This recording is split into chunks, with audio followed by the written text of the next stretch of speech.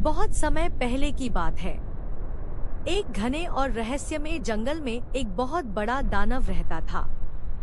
उसका नाम था भीम दानव। उसकी ऊंचाई पेड़ों से भी ज्यादा थी, आंखें अंगारे जैसी लाल और आवाज बादलों की गड़गड़ाहट जैसी भारी। जंगल के पास एक छोटा सा गांव था। गांव वाले उससे बहुत डरते थे। जैसे ही रात होती, लोग अपने दरवाजे खिड़कियां बंद कर लेते और बच्चों को बाहर न निकलने की सख्त हिदायत देते। लेकिन सच कुछ और ही था।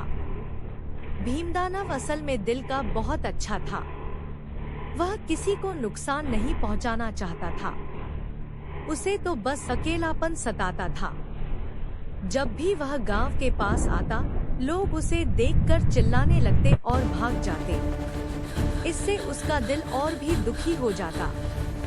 एक दिन गांव की एक नन्ही बच्ची, जिसका नाम गुड़िया था, जंगल में लकड़ियां बटोरते रास्ता भटक गई। शाम होने लगी और अंधेरा छाने लगा। तभी अचानक उसके सामने वही बड़ा दानव आ खड़ा हुआ।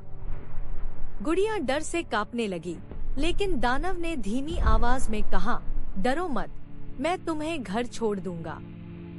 गुड़िया ने हिम्मत जुटाई और देखा कि दानव की आंखों में गुस्सा नहीं, बल्कि दया थी। भीमदानव ने उसे अपने बड़े से कंधे पर बैठाया और गांव की ओर चल पड़ा। रास्ते में उसने जंगल के बारे में मजेदार बातें बताईं। कौन सा पेड़ कितने साल पुराना है, कौन सा पक्षी कहाँ रहता है। जब गांव वालों ने दूर से दानव को आते देखा, तो वे फिर डर गए। लेकिन इस बार गुड़िया उसके कंधे पर बैठी मुस्कुरा रही थी। उसने सबको बताया कि दानव ने उसकी जान बचाई है। यह सुनकर गांव वाले हैरान रह गए।